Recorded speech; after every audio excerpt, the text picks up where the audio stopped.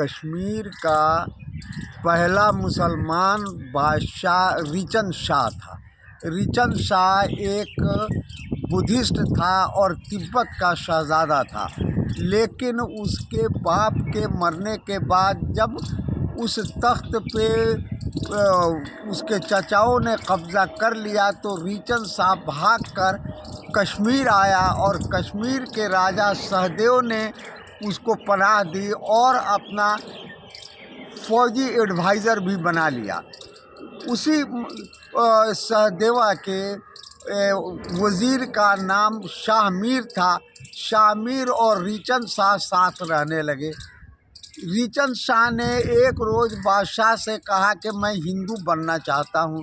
बादशाह ने पंडितों को बुलाया और कहा कि रिचन शाह हिंदू बनना चाहता है, तो पंडित तैयार हो गए। लेकिन जब रिचन शाह ने ये कहा कि मैं हिंदू होने के बाद किस वर्ण में शामिल किया जाऊंगा, तो पंडितों ने कहा कि तुम शूद्र से हो और शूद्र वर्ण में ही रहोगे।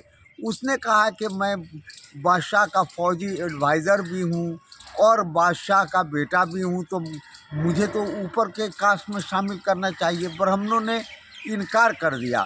तब रिचन शाह ने हिंदू मज़हब में आने का इरादा तर्क कर दिया और शाह मीर के साथ सैयद हमदानी रहमतुल्लाह अलैह, जिनको बुलबुल शाह भी कहते हैं, उनके पास गया।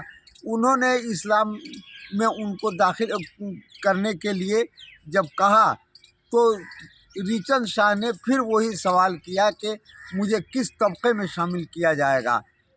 तो शाह हमदानी ने कहा कि इस्लाम में कोई ज़ात बिरादरी नहीं होती, सब एक जैसे हैं। तो उसके बाद से रिचन शाह मुसलमान हो गया। उसका नाम सदरुद्दीन शाह रखा गया। इसी बीच तुर्कमानिस्तान के जूली नाम के एक तुर्क ने हमला कर दिया कश्मीर पे और सहदेवा वहाँ का जो बादशाह राजा था वो भाग गया। तब शाह मीर ने कमांडर बनाया इस सदरुद्दीन शाह को और सदरुद्दीन शाह ने उस जूली को मार भगाया कश्मीर से। अब कोई नहीं था राजा का वारिस, यहाँ पे सब भाग चुके थे। तो शाह मीर ने सदरुद्दीन को वहाँ का राजा बनाया और ख़ुद उसके वज़ीर बने रहे।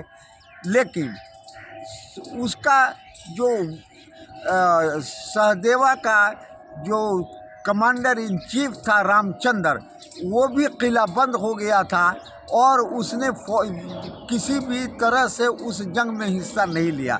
लेकिन जूली के जाने के बाद वो बाहर निकला और ख़ुद राज गद्दी पे कब्जा करने की कोशिश करने लगा और उसने जंग की शाह मीर और सदरुद्दीन शाह से, उसमें मारा गया।